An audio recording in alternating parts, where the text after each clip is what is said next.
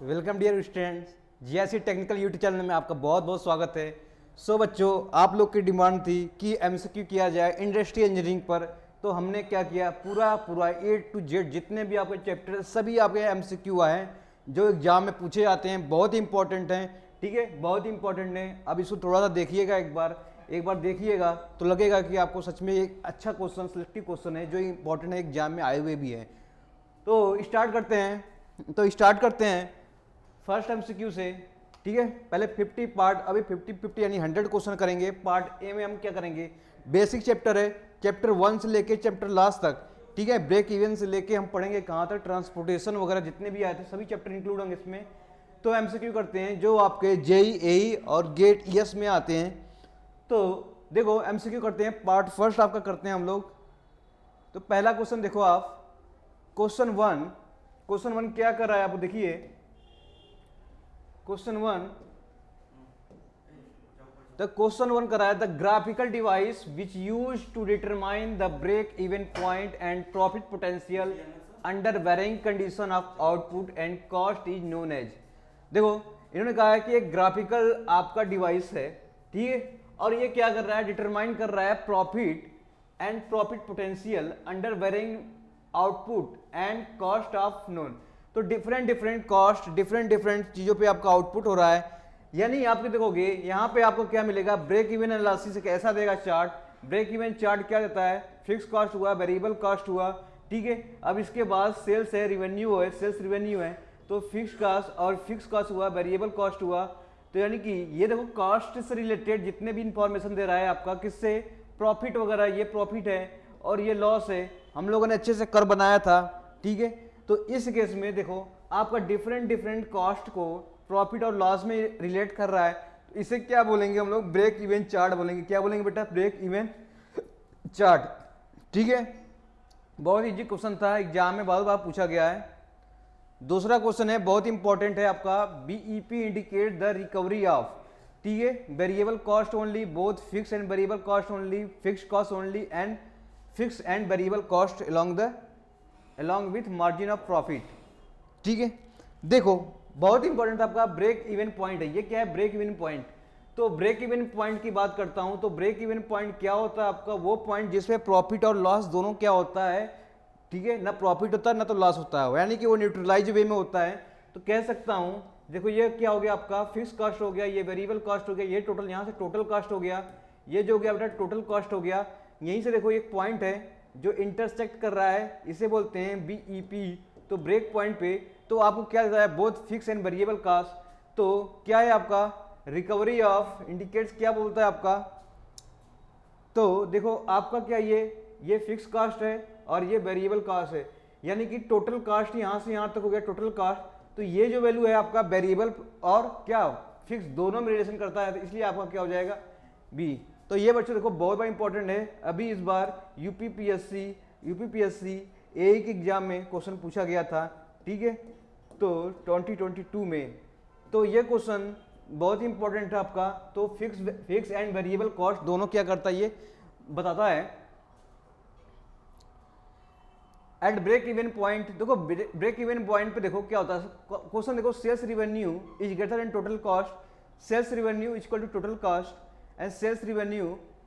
तो अब देखते हैं, सपोज आपने वही ड्रॉ बनाना है, एक फिक्स का बनाया, एक वेरिएबल कॉस्ट बनाया है, ठीक है, और यहाँ से टोटल कॉस्ट हो गया, यहीं से क्राफ आती थी जो टच करती थी, यहाँ से कट करती थी यहाँ पर, तो इसे बोलते थे बीईपी। तो ये प्रॉफिट होता था, ये प्रॉफिट होता था, तो ये लॉस बताता था।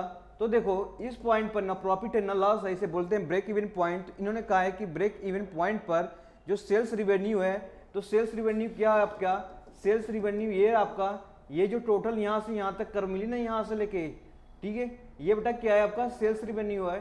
तो सेल्स रिवेन्यू की बात कर रहे हैं, तो सेल्स रिवेन्यू इस पॉइंट पर और इस पॉइंट पर देखो आप, इस पॉइंट पर, तो ये आपका कौन से कास्ट है, टोटल कास्ट है, क्या आपका टोटल कास्ट है। तो इस केस में सेल्स रिवेन्यू और टोटल कास्ट क्या हो जाएंगे, बराबर हो जाएंगे, ठीक है, बराबर हो जाएंगे। तो ये हो जाएंगे आपके पास ब्रेक इवन पॉइंट। देखो इसको ऐसे भी कर सकते हैं,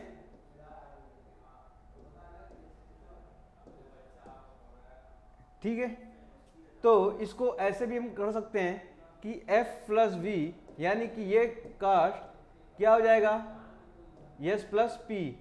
ठीक है, अब देखो इस केस में प्रॉफिट जीरो है, तो कितना हो जाएगा आपका, क्या हो जाएगा,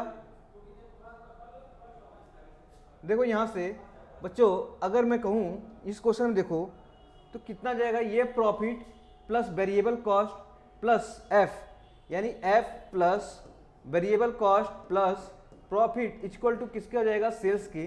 तो प्रॉफिट देखो यहाँ पर जीरो हो जाएगा ब्रेक इवन पर, तो सेल्स रिवेन्यू कितना हो जाएगा आपका, एफ प्लस वी। ठीक है, तो सेल्स रिवेन्यू कितना हो जाएगा, एफ, यानी ये कितना आपका टोटल कॉस्ट है, टोटल कॉस्ट है। इस केस में आपका क्या हो जाएगा, सेल्स रिवेन्यू ग्रेटर यानी इक्वल टू कितना हो जाएगा आपका, total cost. Break even analysis also shows profit when, profit कब होगा, तो सेम देखो सेम वैसा ही है। देखो यही क्वेश्चन बार बार पूछे जाते हैं, ऐसे ही क्वेश्चन बार बार पूछे जाते हैं, तो क्वेश्चन बार बार पूछे जाते हैं तो वो भी देख लेते हैं कि किस टाइप क्वेश्चन बन रहे हैं। तो ये बीईपी हो गया, ठीक है, ये फिक्स कॉस्ट हो गया, ये वेरिएबल कॉस्ट हो गया, ये टोटल यानी कि सेल्स रिवेन्यू हो गया, सेल्स रिवेन्यू हो गया। तो क्वेश्चन पूछा है सेल्स रिवेन्यू, अगर सेल्स रिवेन्यू की वैल्यू ज़्यादा हो जाए, ठीक है, अगर सेल्स रिवेन्यू की वैल्यू ज़्यादा कर दूं मैं, तो ज़्यादा कर दूंगा तो ये एरिया अब दूसरे कलर से देख लो, रेड वाला कलर, तो ये एरिया पहले, और दूसरी वाली एरिया क्या थी, दूसरी वाली एरिया ये है, प्रॉफिट को उतारा था, अब प्रॉफिट ये हो जाएगा टोटल, यहां से रेड वाली, तो प्रॉफिट इंक्रीज कर रही है। ठीक है, क्या हो रही है, प्रॉफिट इंक्रीज कर रही है। तो sales revenue is greater than the total cost, तो सेल्स रिवेन्यू अगर टोटल ज्यादा कर दूंगा तो टोटल कॉस्ट से तो बेटा क्या मिलेगी हमको, प्रॉफिट क्या होगी, हायर मिलेगी, प्रॉफिट क्या मिलेगी हमको, हायर मिलेगी। तो क्वेश्चन वही पूछा गया है, क्वेश्चन में वही पूछा गया है कि अगर break even analysis shows the profit when, अगर ब्रेक इवन एनालिसिस बेटा क्या कर रहा हूं, ठीक है, तो प्रॉफिट हमको हो रहा है, इसका मतलब sales revenue is greater than the total cost हो रहा, तभी क्या होगा, हमें प्रॉफिट मिल रहा होगा। ठीक है, option A should be correct. Next question देखो बेटा कि प्रोसेस एक्स, ठीक है, the process x has a fix cost, देखो फिक्स कॉस्ट दे रखा है आपका, कितना दे रखा है, फिक्स कॉस्ट कितना दे रखा है आपका 30,000 per month, and variable cost कितना दे रखा है आपका 8 यूनिट पर मंथ। ठीक है, इसके बाद देखा है प्रोसेस वाई दे रखा है आपका, फिक्स कॉस्ट कितना दे रखा है आपका 12,000 दे रखा है, एंड पर मंथ दे रखा है, एंड वेरिएबल कॉस्ट कितना दे रखा है आपका 17 पर यूनिट दे रखा है। At which value total cost of process X and Y will be equal. तो देखो एक्स वाई दो चीजें हैं, तो टोटल कॉस्ट क्या रहा है यहाँ पर, इक्वल हो रहा है, टोटल कॉस्ट क्या हो रहा है आपका, इक्वल हो रहा है। तो टोटल कॉस्ट अगर एक्स का कितना होगा, एक्स का जितना होगा, मान लो F X S plus V X, ठीक है, प्लस कितना दिया है F Y plus V X. ठीक है, चलो इसको ऐसे नहीं, एक्स वाई में कंफ्यूजन हो रहा है तो इसको हटाओ।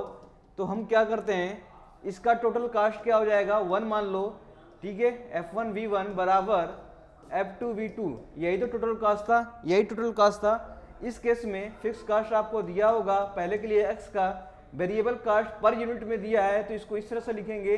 दूसरी बात देखेंगे F2 जो दिया है, इसके बाद वेरिएबल कास्ट इस फॉर्म में दिया है तो इसको वैसे ही रखेंगे। ठीक है, अब देखो क्या क्या क्वेश्चन में दे रखा है। F1 कितना दे रखा है, चलते हैं पीछे।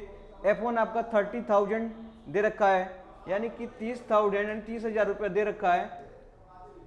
ठीक है, प्लस वेरिएबल कॉस्ट कितना हो जाएगा, वेरिएबल कॉस्ट देखो, वेरिएबल कॉस्ट 8 पर यूनिट है, तो 8 पर यूनिट की बात कर रहा हूं, 8 पर यूनिट, तो 8 पर यूनिट की बात किया तो यानी मान लो x आपके यूनिट हुआ होगा तो इतना आया होगा।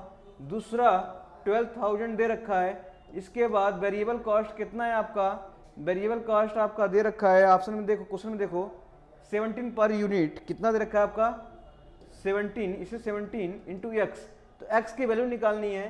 तो अब इसको मैं क्या कर रहा हूँ, सब्ट्रैक्ट कर रहा हूँ, तो कितना हो जाएगा आपका, इसको सॉल्व करूंगा तो देखो कितना हो जाएगा, यहाँ पर 8 हो जाएगा, यानी कि 10 में से क्या गया, 2 गया, 8 हो गया, और कितना बचा आपका, 2 बचा, 2 में से 1 गया आपका, कितना बचा, ठीक है,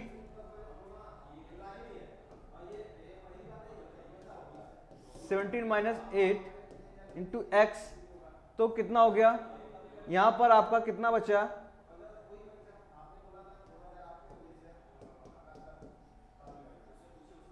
ठीक है, तो ये हो गया आपका 17 में से 8 कंप्लीट हो गया, कितना बचा आपका, 9 बचा, तो x कितना करेंगे, डिवाइड करो, कितना आ जाएगा, 2000 आ जाएगा, कितना आ जाएगा, 2000 हो गया, तो 2000 आपका कितना हो जाएगा, आंसर हो जाएगा, 2000 क्या हो जाएगा बेटा आपका आंसर हो जाएगा। यहां पर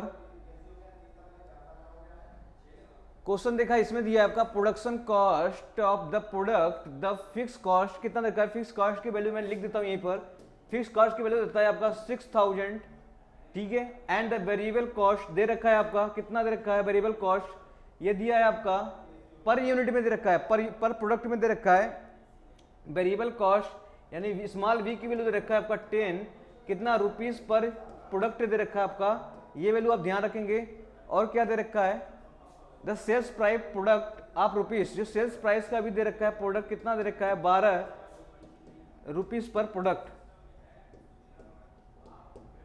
ठीक है, द लिखा है product, the product to be made will be, तो पूछा क्या है आपसे क्वेश्चन में, तो क्या पूछा है क्वेश्चन में, तो क्या लिखा, द ब्रेक इवन वॉल्यूम पूछा है, क्या बोलेगा, the break even volume of the product to be कितना होगा, तो देखो फॉर्मूला हम लोगों ने पढ़ा था, f plus V X,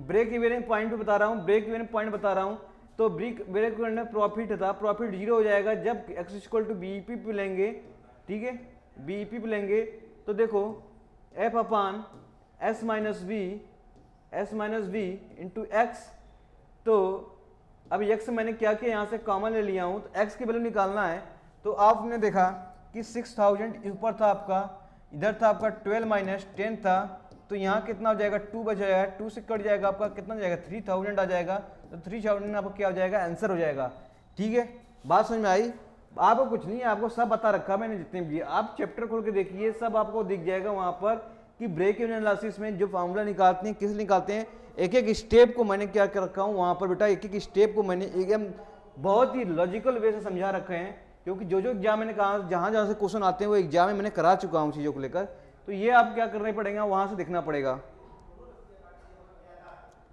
break even analysis can be used for, तो बेटा ये शॉर्ट टर्म पे यूज किया जाता है, किसके, शॉर्ट रन एनालिसिस, यानी बहुत ही छोटे रन के एनालिसिस के लिए बेटा इसमें करते हैं हम लोग, कौन सा, ब्रेक इवन एनालिसिस, ठीक है, in break even analysis the total cost consist, देखो टोटल कॉस्ट क्या होता था, मैंने अभी बताया था कि टोटल कॉस्ट वो होता है कि अगर ये आपका फिक्स कॉस्ट है और ये क्या है, इससे वेरिएबल कॉस्ट है, तो फिक्स प्लस वेरिएबल टोटल मिला दूं, यहां से लेके यहां तक, यही तो टोटल कॉस्ट होता था, तो टोटल कॉस्ट क्या हो जाएगा आपका, fix cost plus variable cost, तो इसमें देखो कौन सा आ जाएगा, fix cost plus variable cost, ये ऑप्शन देखो सही मैच कर रहा है आपका, तो सी ऑप्शन क्या हो जाएगा, मैच कर जाएगा, ठीक है।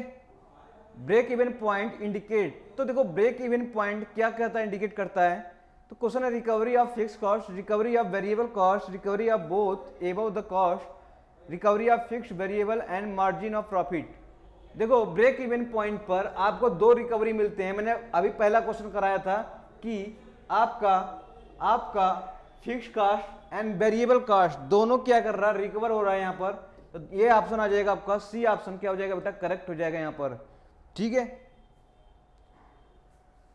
In break even point is the point where, देखो क्या है ब्रेक इवन पॉइंट, वो पॉइंट है, ऑप्शन देखिए fix and variable cost line will be intersect, तो हम बात करते हैं, ड्रॉ कर लेते हैं कि कौन कौन सा ब्रेक इवन पॉइंट होगा, तो देखो ये फिक्स कॉस्ट हो गया, ये वेरिएबल कॉस्ट हो गया, ये सेल्स रिवेन्यू हो गई, ये सेल्स रिवेन्यू हो गई, और ये क्या हो जाएगा, वेरिएबल कॉस्ट हो गया या फिक्स कॉस्ट हो गया, तो ये रहा आपका ब्रेक इवन पॉइंट, यानी कि ये रहा आपका बीईपी, तो देखो किसको किसको इंटरसेक्ट कर रहा है, सेल्स वाले कर्व को इंटरसेक्ट कर रहा है और वेरिएबल वाले इंटरसेक्ट कर रहा है, तो यानी कि इसको बोल सकता हूं टोटल, कितना बोल सकता हूँ, टोटल कॉस्ट को क्या कर रहा है, टोटल कॉस्ट है ये टोटल कॉस्ट है। तो total cost plus sales revenue कर रहा है। तो देखिए fixed and variable cost line will be intersect, no ये तो गलत हो गया। The variable cost and total cost line will be intersect, ये भी गलत हो गया। Total cost and fix cost, ये भी गलत हो गया। Total cost and sales revenue line will be intersect, yes, क्योंकि देखो ये सेल्स रिवेन्यू हो गया, ये टोटल कॉस्ट क्या इंटरसेक्ट कर रहा है, उस पॉइंट को क्या बोल रहे हैं हम लोग, बीईपी बोल रहे हैं, ब्रेक इवन पॉइंट बोल रहे हैं। नेक्स्ट देखो आपका कैपिटल एफ दिया आपका फिक्स कॉस्ट, कैपिटल एफ दिया रखा बेटा आपका फिक्स कॉस्ट, ठीक है, ये फिक्स कॉस्ट दे रखा है।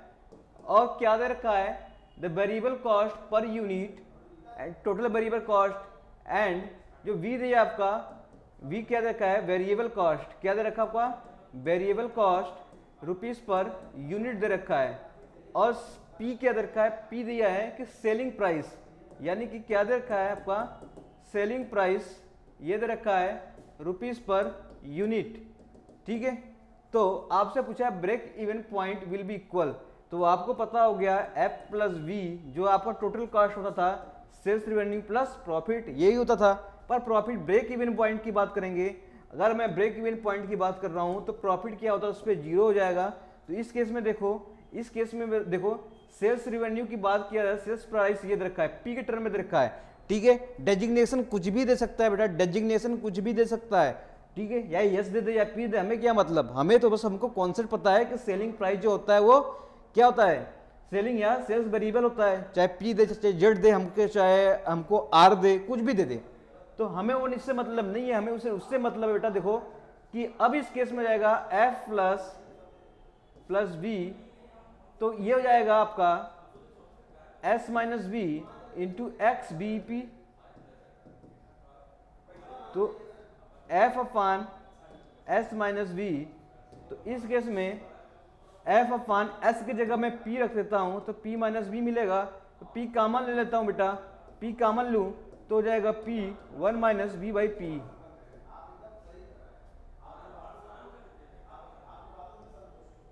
ठीक है। तो क्या ऑप्शन हो जाएगा, डी ऑप्शन हो जाएगा, डी ऑप्शन हो जाएगा। When ordering cost is increased to 16 times, the EOQ will be increased to,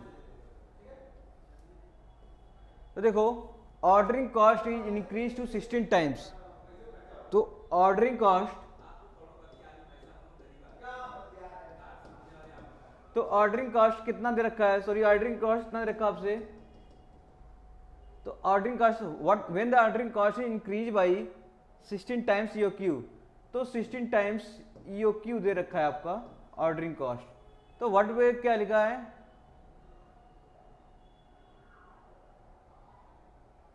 the EOQ will be increase to, तो किसका इंक्रीज कर रखा है आपका, ordering cost increase to 16 times, कोई बात नहीं, हमें EOQ देखते हैं, हम लोग EOQ बना लेते हैं। तो EOQ यानी कि क्या होता है, इकोनॉमिक ऑर्डर क्वांटिटी, ये कितना फॉर्मूला इसका पता ही आपका, 2D/C0 BI/CH, डी आपका कंजप्शन रेट है, C0 आपका ऑर्डरिंग कॉस्ट है, और क्या दे रखा है, CH क्या है, होल्डिंग कॉस्ट। तो ऑर्डरिंग कॉस्ट सिर्फ कितना दे रखा है आपका, 16 टाइम्स हो रहा है, 2D इंटू 16 टाइम्स, ठीक है, पहले का हो जा रहा है, अब CH की बात कर रहा है, तो इस केस में 16 क्या निकालेंगे, 4 बाहर आ जाएगा अंडर रूट से, तो 4 बाहर आ जाएगा, तो कितना हो जाएगा 2D/C0/CH, तो यानी कि कितना जाएगा 4 टाइम्स हो जाएगा, तो यहां से कितना आ जाएगा आपका 4 टाइम्स आ जाएगा। Increase the economic order quantity result in, तो देखो इकोनॉमिक ऑर्डर क्वांटिटी को इंक्रीज कर रहा हूं, तो क्या हमें क्या हो रहा है, क्या रिजल्ट दे रहा है आपका, increase in economic order quantity result in, तो increase in inventory carrying cost.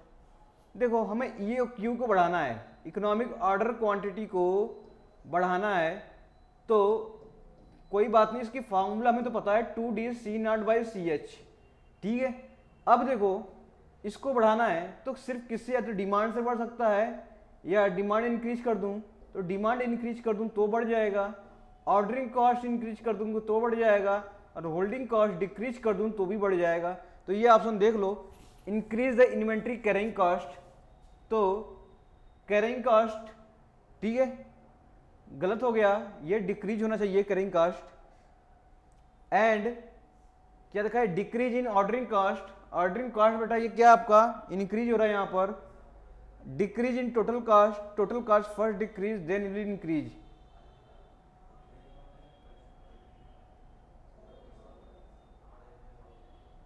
तो देखो इसमें decrease in total cost first decrease and then increase. तो देखो टोटल कास्ट की बात करूं इसमें, तो ये ऑप्शन गलत हो गया, ये भी ऑप्शन गलत हो गया, डिक्रीज इन टोटल कास्ट ये ऑप्शन भी गलत हो गया, तो यही करेक्ट होगा।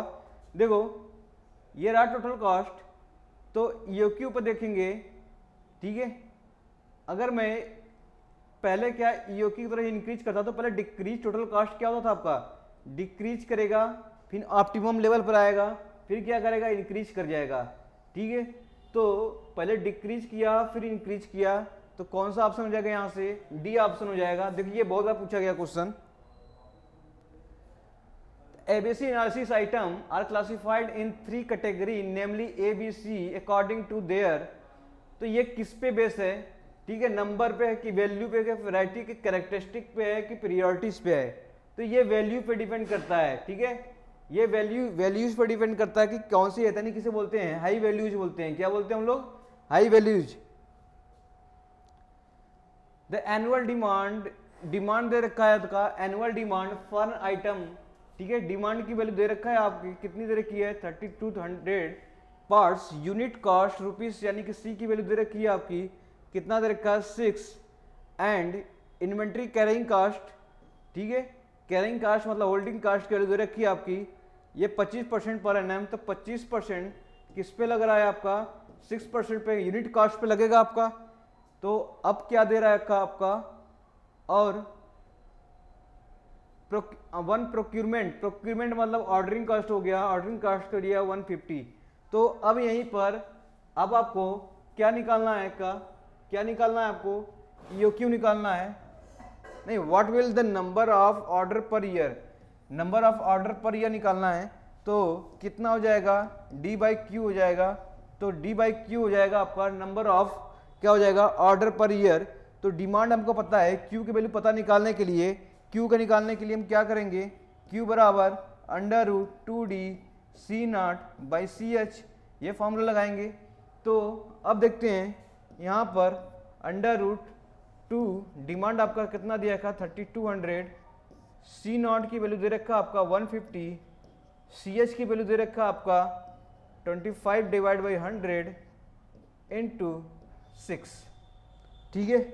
इसको काटते हैं, वर्क क्या जाएगा 4 चला जाएगा, 4 बार में जाएगा, तो 6/4 हो गया, 6/4 को कर सकते हैं 2/3, यानी कि यहाँ 2/3/2 हो गया। अब देखो ऊपर चला जाएगा, ठीक है, तो अब क्या आ जाएगा 2 × 3200 × 150 डिवाइड बाई ये हो जाएगा 3 × 2, इसे 4 कर लो, तो कितना हो जाएगा, ठीक है। तो आपका हो जाएगा 200 × 3200, तो 64, तो कितना हो जाएगा आपका 64 से निकालोगे कितना हो जाएगा, इसका अंडर रूट ले लो, तो कितना हो जाएगा आपका 400 आ जाएगा, ठीक है, 400 आ जाएगा क्या ईओक्यू। तो आपको पता है एन क्या होता था डी बाई क्यू, तो डी आपका दे रखा है 3200, यानी क्या हो जाएगा 3200 डिवाइड बाई 400, तो डिवाइड करेंगे तो कितनी बार में जाएगा 8 बार में जाएगा, तो कितनी आ जाएगी आपकी आंसर 8 आ जाएगी, ठीक है। तो ऐसे क्वेश्चन सॉल्व कर लेंगे। If the demand of item is double and the ordering cost is half, ठीक है, what will be the EOQ order quantity. तो ईओक्यू पे देखो क्या फिर फॉर्मूला वही है, ईओक्यू क्या आपका पता है 2D C0/CH, ठीक है, 2D C0/CH। अब देखो इन्होंने क्या किया है, क्या क्या बढ़ाया है इन्होंने, demand for item is double, demand जो है आपका डबल कर दिया है, and ordering cost is half. तो देखो डिमांड को डबल कर दो, यानी डी की वैल्यू डबल करना है, तो 2 टाइम्स डिमांड हो गया आपका क्या पूछा है, ऑर्डरिंग कास्ट हाफ कर दे रखा है, ऑर्डरिंग कास्ट बेटा क्या कर रहा है आपका, हाफ कर दिया है, और सी एच तो वही है ना ऑर्डरिंग, हाँ। तो देखो 2 से यहाँ से 2 कट जाएगा तो सेम वैल्यू आ जाएगी, सेम वैल्यू आ जाएगी। तो जितना ईओक्यू पहले था, अब ईओक्यू क्या हो, वो भी ईओक्यू क्या है पहले और बाद दोनों एक ही है, तो इस केस में हो जाएगा विल रिमेन अनचेंज, ठीक है। तो विल रिमेन अनचेंज, ये ऑप्शन क्या हो जाएगा बेटा, करेक्ट हो जाएगा, ठीक है। डिमांड को बढ़ाया हूं, ऑर्डरिंग कास्ट को हाफ कर दिया हूं, तो 2 से 2 कट गया, सेम आपका जो पहले वाला था वही वाला हो गया। तो इसके मतलब, इसका मतलब क्या है, आपका जो ईओक्यू हो गया वो चेंज नहीं होगा। Group A item consist the following percentage of item in analysis ABC. देखो जो ग्रुप ए आइटम है वो कितना कंस्टिट्यूट करता है आपका, ठीक है, किसमें, आइटम की, परसेंटेज ऑफ आइटम की बात कर रहे हैं एबीसी एनालिसिस में। तो ए की बात करेंगे, ये 20 टू कितना आपका 10 to 20%, कितना 10 to 20% ये जूम करता है ये, ठीक है। इतना यूजेज वैल्यू होता है आपका परसेंटेज में आइटम, तो कितना हो जाएगा 10 to 20%। बात समझ आई आपको, तो 20% ये हो जाएगा आपका group A. ABC analysis A item are responsible to share approximately the following percentage of cost. तो ये कॉस्ट की बात बोल रहा है, किसकी बात कर रहे हैं हम लोग, कॉस्ट की बात कर रहे हैं। तो यूजेज वैल्यू अलग थी और कॉस्ट वैल्यू अलग है। तो यूजेज वैल्यू क्या होता है, आइटम जो रखते हैं हम लोग इन्वेंट्री में 10 से 20% ही रखते हैं ए ग्रुप वाले का, लेकिन कॉस्ट क्या होता है बेटा, हाई होता है, 80 to 90% क्या होता है इसके कॉस्ट होते हैं, 80 to 90% बेटा इसके क्या होते हैं, ये कॉस्ट हो गए। तो इस कॉस्ट की टर्म में पूछा है तो जाएगी इसकी ए ग्रुप की 80% क्या हो जाएगी, 80 क्या हो जाएगी, कॉस्ट हो जाएगी। Annual demand for product costing, क्या एनुअल डिमांड दे रखा है आपका, कितना दे रखा है 100 पर पीस, ठीक है। तो 900 दे रखा है आपका, 900 एनुअल डिमांड दे रखा है। ऑर्डरिंग कास्ट पर ऑर्डर इज 100, तो ऑर्डरिंग कास्ट बेटा दे रखा है आपका 100 एंड क्या देखा, होल्डिंग कास्ट दे रखा है 2 rupees per unit per year, ठीक है। तो ईओक्यू पूछा है आपसे, ईओक्यू पूछा है, तो ईओक्यू क्या आ जाएगा, √2d C0/CH। तो डी की वैल्यू आपको पता ही है, तो रख दो यहीं पर रख दो 2d क्या आपका 900 है। ऑर्डरिंग कॉस्ट क्या है बेटा आपका, ऑर्डरिंग कॉस्ट सिर्फ दे रखा है आपका 100 है, ठीक है। ऑर्डरिंग कॉस्ट 100 है और CH की वैल्यू क्या दे रखा है आपसे, CH की वैल्यू 2 दे रखा है। तो कितना हो जाएगा आपका, 2 से 2 कटा, तो ये आपका हो जाएगा 9, तो ये रूट निकालोगे कितना हो जाएगा 300, कितना हो जाएगा 300। तो कौन सा ऑप्शन करेक्ट हो गया, बी ऑप्शन करेक्ट हो गया। In EOQ model if the unit ordering cost gets double the EOQ will be. तो आपसे बोला है कि क्या बोला है आपका, unit ordering cost get double, यानी 2d C0/CH। तो यूनिट ऑर्डरिंग कॉस्ट डबल हो जा रहा है आपका, तो सिर्फ ऑर्डरिंग कॉस्ट डबल कर रहा हूं, तो ये कितना टाइम्स हो जाएगा, रूट टाइम्स EOQ के टर्म्स हो जाएगा, क्योंकि इसमें 2 टाइम्स करूंगा तो ये वैल्यू सेम है, तो √2 टाइम्स कितना हो जाएगा, √2 की वैल्यू क्या होती है 1414, ठीक है। फर्स्ट वाले टर्म के बराबर हो जाएगा EOQ। तो कितना टाइम से क्या है, इंक्रीज होगा ना, √2 टाइम्स है, √2 टाइम्स है ना इंक्रीज है, तो 1.4 टाइम्स है ना इंक्रीज होगा। कितना इंक्रीज होगा, वो ये हो जाएगा 1.4, कितना हो जाएगा 14 टाइम्स इंक्रीज हो जाएगा, ठीक है।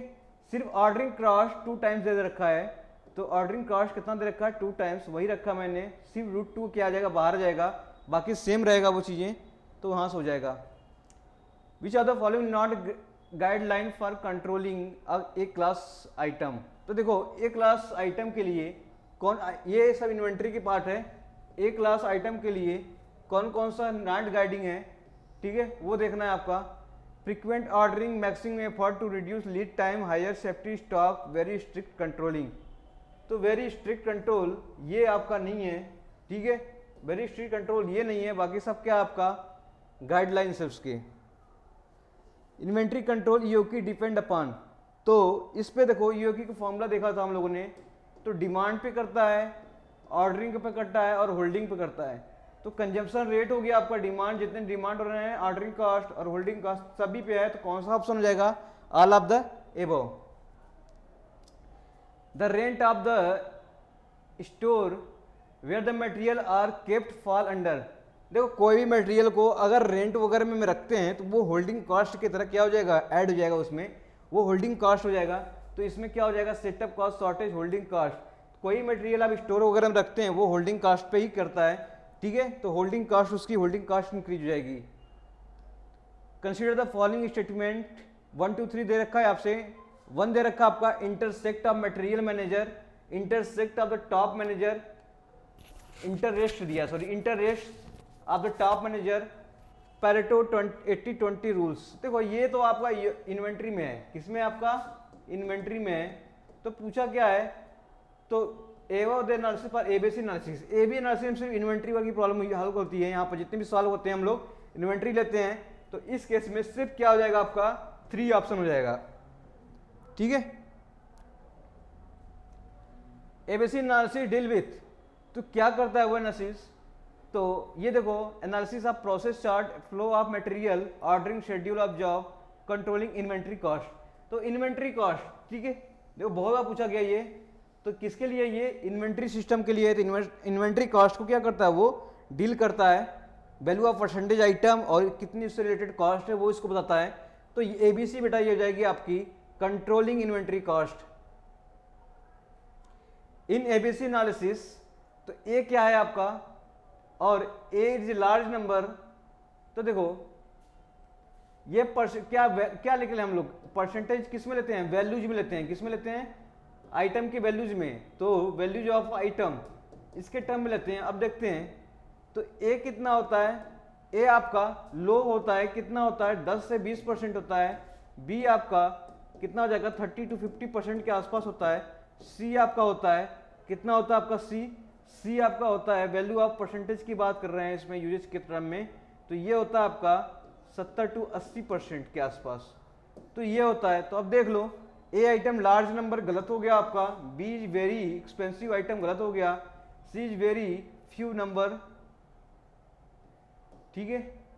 और देखो ये वैल्यू के टर्म में दे रखा है ना, वैल्यू ऑफ आइटम्स, तो सी इज लो लिखा है यहाँ पर, लो, सी इज लो, तो ये क्या हो गया, तो C is low value of item, तो ये कौन सा हो जाएगा आपका, A is low value of item, तो A is low value of item. देखो परसेंटेज ऑफ वैल्यू है, तो परसेंटेज ऑफ वैल्यू है तो कितनी है 10 to 20%, तो यहाँ पे देखो यहाँ पे लो वैल्यू हो रहा है आपका, तो ए क्या हो जाएगा बेटा, लो वैल्यू ऑफ आइटम, यानी ये क्या हो जाएगा, करेक्ट हो जाएगा, ठीक है। ABC analysis for inventory control, तो medium value, low value and small value number कैसे करते हैं, ए, ठीक है, ए देखो तो ये क्या हो जाएगा, मीडियम वैल्यू एंड क्या हो जाएगा, ऑप्शन देखो medium value and medium number of item, low value and small number item, high value and maximum number of items, तो high value and small number of item. तो एक कितनी percentage होती है, परसेंटेज ऑफ आइटम की बात कर रहा हूँ, तो आइटम की बात करूँगा 10 to 20%, और कास्ट की बात करूँगा तो 80%, तो आइटम की बात करूँगा तो स्मॉल क्या हो जाएगा, स्मॉल नंबर ऑफ आइटम हो जाएंगे, स्मॉल नंबर ऑफ आइटम हो जाएंगे, और वैल्यू की बात करूंगा तो हाई वैल्यू हो जाएगा, तो high value and small number of item, ये आपका आंसर हो जाएगा। Economic order quantity is the quantity at which the cost of carrying is. देखो ईओक्यू पे हमने बताया था, ईओक्यू पर बेटा ordering cost equal to holding cost होना चाहिए, तो ऑर्डरिंग कॉस्ट और क्या है इसमें, होल्डिंग कॉस्ट या कैरिंग कॉस्ट इक्वल टू क्या हो जाएगा, कॉस्ट ऑफ ऑर्डरिंग, तो ये आपका आंसर क्या हो जाएगा बेटा, करेक्ट हो जाएगा। In inventory control the economic order quantity, ठीक है, is the highest level of inventory, तो ये आपकी गलत हो गई, lot corresponding to break even point, ये भी गलत हो गया, capacity of plant to produce, बेटा ये भी गलत हो गया, optimal lot size will minimize the total cost. देखो यही है, ईओक्यू क्या करता है बेटा, ईओक्यू पर हम लोग ग्राफ में भी देखते हैं तो ईओक्यू इस टाइप पे होता है, यहाँ पे होता है, यहाँ पे दो कास्ट होती हैं, ठीक है। तो यहाँ पे देखते हैं तो ये टोटल कास्ट होता था आपका, टोटल कास्ट यहीं पे मिनिमाइज है, मिनिमम कॉस्ट मिलता था आपका, तो इससे बोलते थे ईओक्यू। ईओक्यू पे क्या देता है हमें, मिनिमम कॉस्ट देता है, मिनिमाइज द टोटल कॉस्ट क्या करता है इन्वेंट्री का, ठीक है। ऑप्टिमाइज लॉट साइज यानी कि जितने परसेंटेज ऑफ वॉल्यूम होता है यहाँ पर, तो उतने वॉल्यूम पर हमें क्या देगा, वो मिनिमाइज टोटल कॉस्ट देगा, तो उसे बोलते हैं हम लोग EOQ. What will be the economic order quantity for item with annual usage, कितना दे रखा है 50 यूनिट्स, एंड प्रोक्यूरमेंट कॉस्ट कितना दे रखा है आपका 10, cost of pieces is ₹100, cost of carrying inventory per year. तो आपसे ईओक्यू को डायरेक्ट फार्मूला पे क्या करेंगे बेटा, निकालना है हमको, तो आपसे सिर्फ क्या दे रखा है, सिर्फ फार्मूला पे देखिए, रखिए और सॉल्व करिए। तो आपसे सिर्फ दे रखा है डिमांड कंजप्शन दे रखा है, कितना दे रखा है 50, और ऑर्डरिंग कॉस्ट दे रखा है आपका, कॉस्ट ऑफ कितना ऑर्डरिंग कॉस्ट दे रखा, प्रोक्यूरमेंट कॉस्ट वही ऑर्डरिंग कॉस्ट है आपका 10 हो जाएगा यहाँ पर, होल्डिंग कॉस्ट दे रखा है आपका, ठीक है, cost of one piece and cost of carrying inventory. देखो जो कैरिंग कॉस्ट है, होल्डिंग कॉस्ट 10% यूनिट कॉस्ट पे लग रहा है, तो यूनिट 10% यूनिट कॉस्ट पे बेटा, यूनिट कॉस्ट कितना दे रखा है आपका, कॉस्ट ऑफ वन पीस इधर रखा है आपका 100, तो ये कितना हो जाएगा 10 हो जाएगा, तो 10 हो जाएगा, तो देखो कितना हो जाएगा, अंडर रूट का 100 हो जाएगा, तो कितना हो जाएगा बेटा 10 हो जाएगा, कितना हो जाएगा 10 हो जाएगा, तो 10 आपका आंसर मिल रहा है यहाँ पर, तो ये आपका क्या होना चाहिए, ईओक्यू हो जाएगा। In case of B.Ed analysis of inventory control, E stand for, तो ये क्या होता है आपका विटल, इसे बोलते हैं विटल, और ई आपका होता है इसेंशियल। क्या होता है आपका इसेंशियल, तो ई आपसे पूछा है, तो ई क्या हो जाएगा आपका इसेंशियल आइटम हो जाएगा, क्या हो जाएगा इसेंशियल आइटम हो जाएगा, तो बी क्या हो जाएगा बेटा करेक्ट हो जाएगा, ठीक है। विटल इसेंशियल्स, ये इसेंशियल क्या हो जाएगा आपका करेक्ट हो जाएगा। ABC analysis as an input require, तो क्या पूछा है, एबीसी एनालिसिस में इनपुट रिक्वायरमेंट होता है आपका annual usage and cost of the items, cost and critically of the items, critically and availability of item, and availability and annual usage of the item. तो नहीं बेटा कॉस्ट एंड एनुअल यूजेज, ठीक है, आपने कितना एनुअल यूजेज कर रहे हो, कितने कॉस्ट जनरेट हो रहे हैं, इसी पे क्या होता है आपका एबीसी एनालिसिस बेस्ड होता है। Delphi technique is use for, Delphi technique हम कहाँ यूज करते थे, याद है आप लोग को, अगर मैं डेल्फी टेक्निक हम लोग को फॉरकास्टिंग पढ़ा था, क्या है फॉरकास्टिंग में, फॉरकास्टिंग में ही क्या डेल्फी टेक्निक यूज किया था। डेल्फी टेक्निक कहाँ यूज होगा आपका फॉरकास्टिंग में, ठीक है, बहुत ही आसान क्वेश्चन है ये, देखो बहुत बार क्वेश्चन पूछा गया एग्जाम में। For sales forecasting pooling of expert opinion and made use of in, तो देखो आप कोई भी प्रोडक्ट को सेल करना है, उसके लिए आपको फॉरकास्टिंग कर रहे हैं, लेकिन पूलिंग ऑफ एक्सपर्ट यानी एक्सपर्ट का ओपिनियन ले रहे हैं, यहाँ पर सर्वे करा रहे हैं हम लोग, ठीक है, उसे बोलते हैं बेटा कौन सा मेथड बोलते हैं हम लोग, डेल्फी टेक्निक बोलते हैं। क्या बोलते हैं हम लोग, डेल्फी टेक्निक। इसी में हम लोगों ने क्या मार्केट सर्वे के बारे में बात किया था, ठीक है, मार्केट सर्वे की बात किया था, और डेल्फी टेक्निक के बेटा हम लोग बोलते हैं लॉन्ग टर्म, ठीक है, लॉन्ग टर्म फॉरकास्टिंग बोलते थे हम लोग। तो ये भी हम लोगों ने वहां पर देखा था। तो मार्केट सर्वे जहाँ पे हो रही है, यानी कि यहाँ पे आपका पूल्स यानी ओपिनियंस यानी कि बैठक हो रही है किसी चीज़ की एनालिसिस करने के लिए, तो वहाँ पे क्या हो जाएगा, डेल्फी टेक्निक यूज करेंगे। Which of the following forecasting method takes a fraction of forecast error into accounting for the next period forecast. तो देखो इसमें क्या लग रहा है, फ्रैक्शन ऑफ फॉरकास्ट एरर निकाल रहे हैं, accounting for next period of forecast, तो ये हो जाएगा बेटा exponential smoothing index, exponential smoothing method में, ठीक है, इस फॉर्म में चल जाएगा। तो यहाँ से देखो जो हम लोगों ने क्या जी कि किसी आपका फोरकास्ट निकालना है तो F T minus one plus alpha, तो देखो F T minus one plus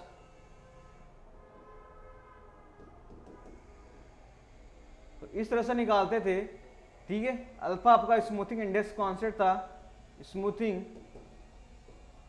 index constant. तो यही क्वेश्चन पूछा है आपका, the fraction of forecast error to account. ये देखो यहाँ से कुछ एरर आएगा, इसका फ्रैक्शन आएगा, इसमें अकाउंट कर जाएगा, तो ये किससे आ जाएगा आपका एक्सपोनेंशियल स्मूथिंग में। The most commonly use criteria for measuring forecast error. तो सबसे जो फेमिलियर है आपका, जो फेमिलियर फोरकास्टिंग एरर है, मोस्टली यूज करते हैं हम लोग, कौन सा यूज करते हैं हम लोग, तो करते हैं मीन स्क्वायर एरर। क्या करते हैं हम लोग, मीन स्क्वायर एरर। एमएससी की बात कर रहा हूँ, मीन स्क्वायर एरर। तो ये जनरली हम लोग क्या करते हैं बेटा, ये बहुत बार यूज करते हैं, ठीक है। Currently period forecast become equal to the last period forecast, the value of smoothing constant equal to. देखो बहुत इंपॉर्टेंट क्वेश्चन, यहाँ से बहुत बार जेईई वगैरह में क्वेश्चन पूछा गया है। तो देखो हमें एक्सपोनेंशियल स्मूथिंग अब मेथड पता होगा, तो यहाँ पे लिखते हैं F T minus one plus alpha, ठीक है, D T minus one F T minus one, जो भी लिखना लिख लो। देखो इस केस में अगर क्या पूछा है आपका, the currently period of forecast become equal, यानी ये बराबर ये इक्वल हो जाए, इसका मतलब ये वैल्यू क्या होना चाहिए, जीरो होना चाहिए। जीरो कब होगा, जब अल्फा की वैल्यू क्या हो जाएगी बेटा, जीरो हो जाएगी। जब अल्फा की वैल्यू जीरो हो जाएगी, जीरो इंटू किसी मल्टीप्लाई करेंगे जीरो आ जाएगा, तो आपका क्या बन जाएगा, जो प्रीवियस ईयर नेक्स्ट ईयर बराबर प्रीवियस ईयर का फोरकास्ट इक्वल हो जाएगा। तो ये के सेटिस्फाई हो जाएगा। तो इस केस में देखो ये क्वेश्चन पूछा है बिकम, यानी कि जब करंटली पीरियड ऑफ फोरकास्ट हो जाएगा become equal to last period of forecast, ठीक है। तो ये क्वेश्चन पूछा हुआ है, तो इसमें अल्फा की वैल्यू कितना हो जाएगा, अल्फा की वैल्यू कितना हो जाएगा यहां से, जीरो।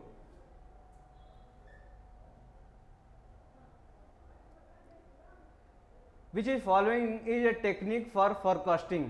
तो फोरकास्टिंग का टेक्निक क्या है, तो इसमें देखो पर सीपीएम कंट्रोल चार्ट आपसे क्या मिला है, एक्सपोनेंशियल स्मूथिंग। तो ये आपका क्या हो जाएगा, आपका फोरकास्टिंग का बेटा क्या हो जाएगा आपका,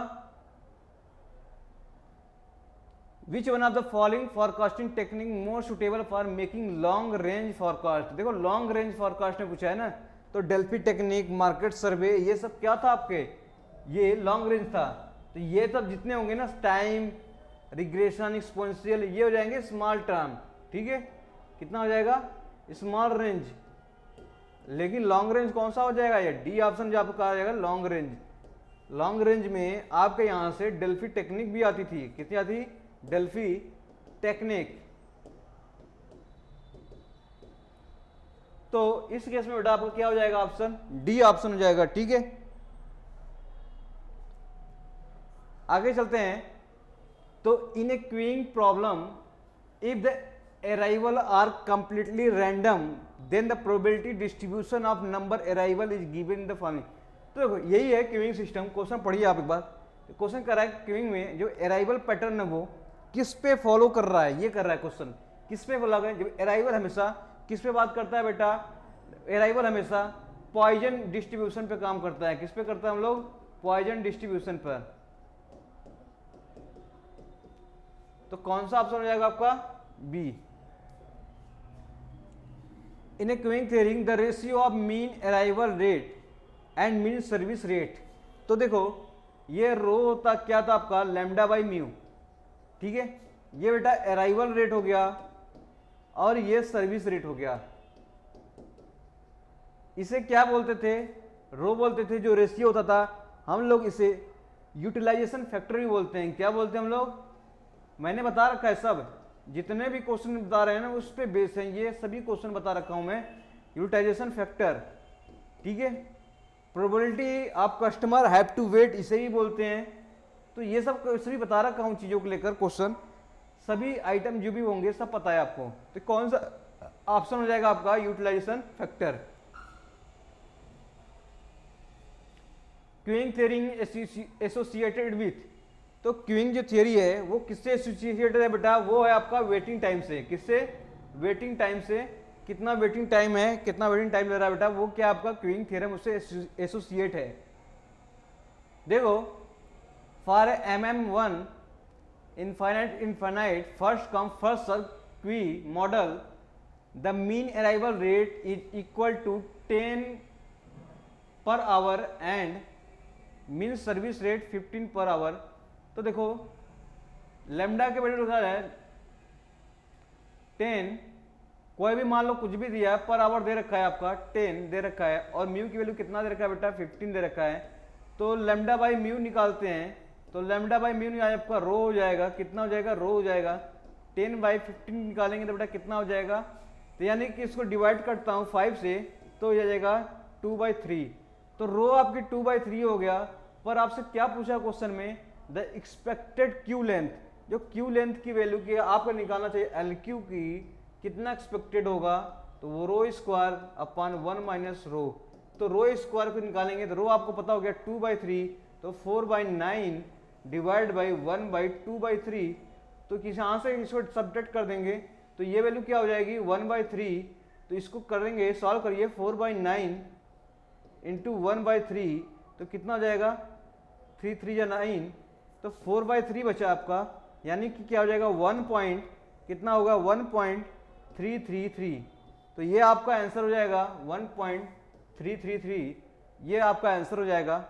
तो ये वैल्यू आपको पता होगा, सब बता रखा हूं मैं, सब बता रखा हूं, Q length service in Q उसके लिए सब बता रखा हूं, लिटिल्स फार्मूला बता रखा हूं। The terms jockeying is queuing theorem refer to. तो जोकिंग में, जोकिंग की बात कर रहे हैं, जोकिंग में जो आपका क्यूइंग थ्योरम एक टर्म आता है जोकिंग, वो क्या करता है बेटा, इसमें देखो ये है जोकिंग में क्या करता है कि वो एक स्थान से दूसरे स्थान पर देखता है कि लाइन लंबी है तो वो क्या करता है वो जोकिंग कर लेता है। तो shifting from one queue to another parallel queue, ठीक है, उसे कहता है कि काश हमें जल्दी सर्विस मिल जाए, जल्दी सर्विस मिल जाए, उसकी वजह से क्या करता है वो शिफ्ट कर जाता है one place one line to another line, उसे बोलते हैं बेटा जोकिंग, ठीक है, वो जोकिंग कर रहा है।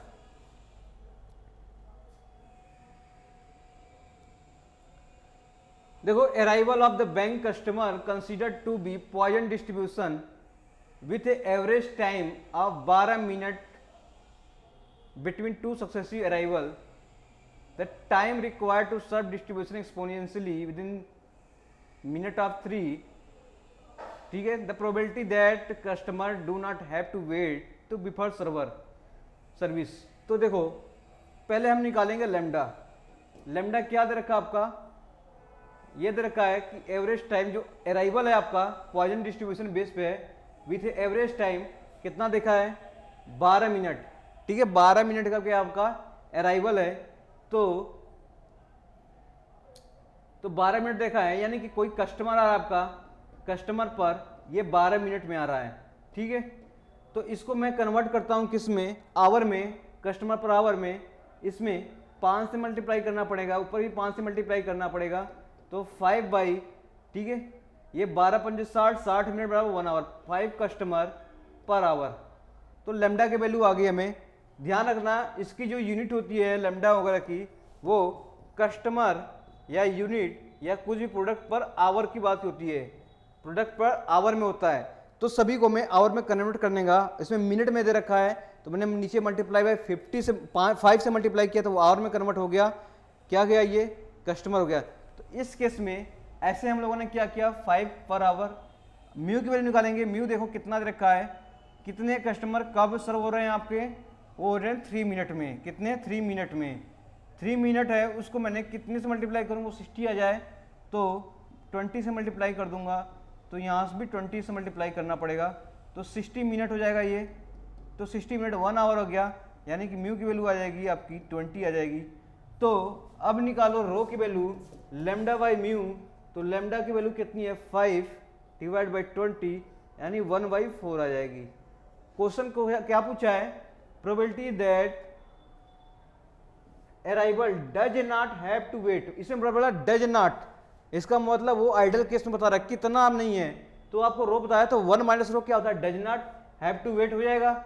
ये हैव टू वेट है बेटा, ये कस्टमर हैव टू वेट कर रहा है, अगर डज नॉट पूछा है आपका तो 1 माइनस रो हो जाएगा, तो 1 माइनस रो आपका does not have to wait, तो यहाँ पे हो जाएगा 1 - 1/4, तो ये हो जाएगा 3/4, तो कितना आ जाएगा 0.75 आ जाएगा बेटा, 0.75।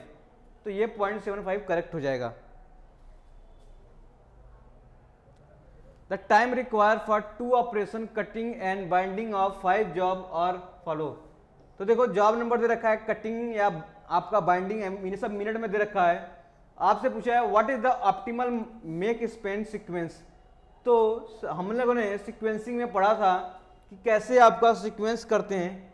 तो इस केस में हमें कितनी जॉब है, आपके 5 जॉब है तो 5 लाइन ड्रॉ करनी है, 5 लाइन ड्रॉ करनी है। अब आपसे मिनिमम टू मैक्सिमम जाना है। तो अगर मैं लेफ्ट और राइट की बात करूंगा तो 1 आपके लिए हो जाएगा आपका इस तरह से।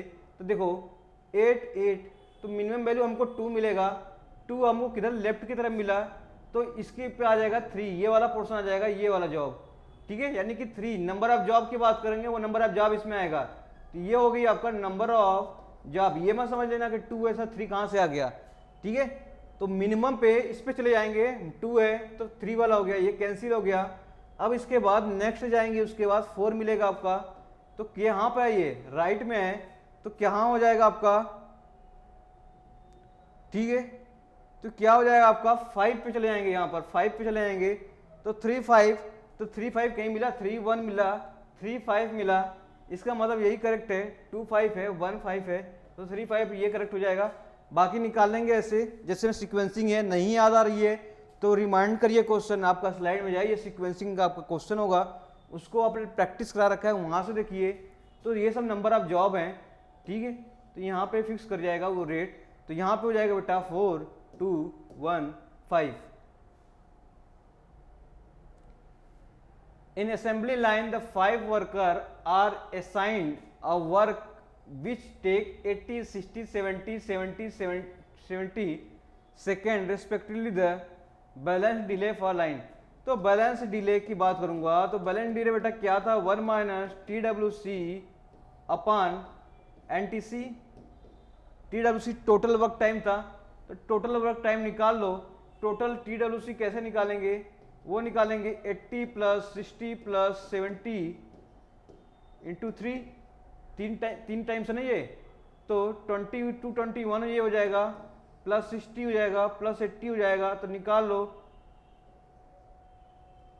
तो 350 आ जाएगा। तो 1 minus 350 divide by number of आपके स्टेशन कितने हो गए, 1 2 3 4 5। ठीक है, TC की वैल्यू यानी साइकिल टाइम वो मैक्सिमम टाइम, तो ये हो जाएगा 80, तो 5। ठीक है, तो कितना हो जाएगा आपका 10 बाई, तो 1/8 आ जाएगा। ठीक है, तो 100 डिवाइड बाई 8 परसेंटेज में पूछा है, तो कितना हो जाएगा 12.5।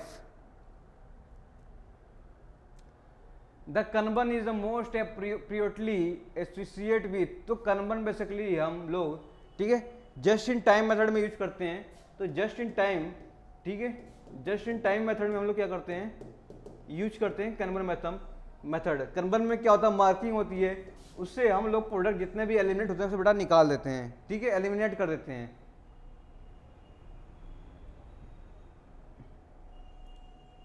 The type of production suitable for making bolts nuts and washer. देखो ये बोल्ट्स नट्स वाशर जो होते हैं बेटा मास प्रोडक्शन में होते हैं। किस में होते हैं, मास प्रोडक्शन की।